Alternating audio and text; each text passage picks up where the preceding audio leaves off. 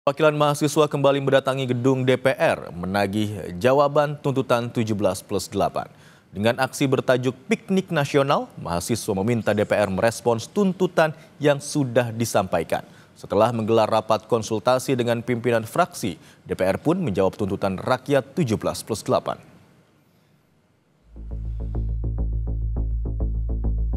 Perwakilan mahasiswa kembali mendatangi gedung DPR menagih jawaban tuntutan 17+8 Jumat lalu. Dengan aksi bertajuk Piknik Nasional, mahasiswa meminta DPR merespons tuntutan yang sudah disampaikan. Mereka menggelar aksi damai bertepatan dengan jatuhnya tenggat waktu 17 tuntutan ini di depan gedung DPR. Bahwa kami datang dengan tuntutan dan kami tidak datang dengan kompromi. Kami ingin bagaimana 17+8 tuntutan ini dipenuhi dan kami tidak punya ekspektasi untuk banyak dialog dan kompromi.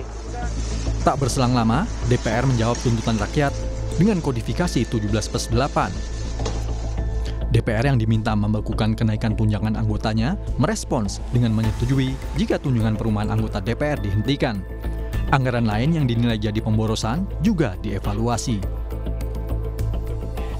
DPR RI menyepakati menghentikan pemberian tunjangan perumahan anggota DPR RI terhitung sejak tanggal 31 Agustus 2025. Yang kedua, DPR RI melakukan moratorium kunjungan kerja ke luar negeri DPR RI terhitung sejak tanggal 1 September 2025 kecuali menghadiri undangan kenegaraan. DPR RI akan memangkas tunjangan dan fasilitas anggota DPR setelah evaluasi. 17+8 tuntutan rakyat menjadi pekerjaan rumah bagi pemerintah dan DPR, imbas dari keresahan yang selama ini dirasakan publik. Mulai dari sektor ekonomi, penegakan hukum, hingga peran TNI di ranah sipil. Menurut para pegiat media sosial, yang membawa tuntutan rakyat 17+8, ini momen bagi seluruh warga dari segala lapisan ikut bersatu mengawal kinerja pemerintah demi kesejahteraan bersama. DPR juga dinilai bisa merespons tuntutan ini secara tepat.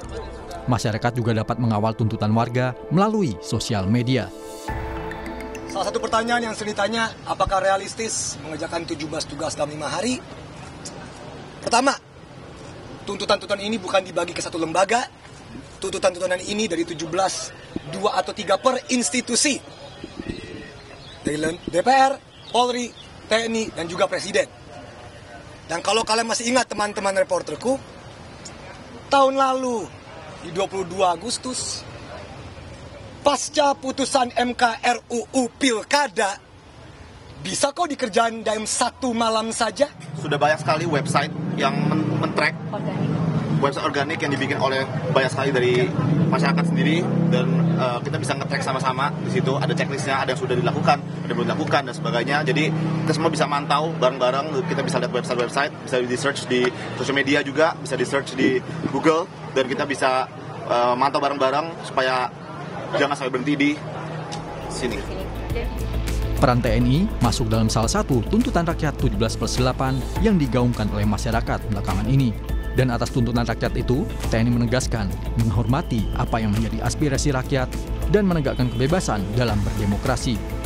Kapus Pen TNI, Brigjen Freddy Ardiansah menjelaskan, TNI akan melakukan apapun yang menjadi keputusan terbaik untuk militer. TNI sangat menghormati betul apa yang disampaikan masyarakat lewat aspirasi mereka. Tim Liputan, Kompas TV.